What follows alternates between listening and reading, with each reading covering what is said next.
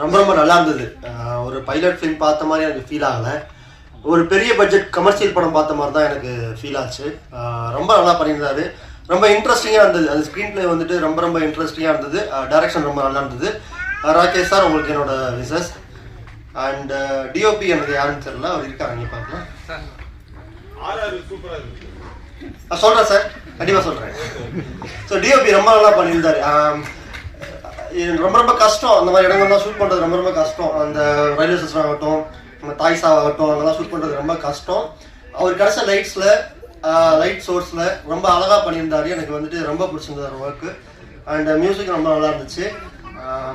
Editing நல்லா இருந்தது. Act பண்ண எல்லாருமே ரொம்ப நல்லா ஆக்ட் பண்ணியிருந்தாங்க. நம்ம அண்ணன் வெங்கட் அண்ணன் பிடிச்சிட்டாரு.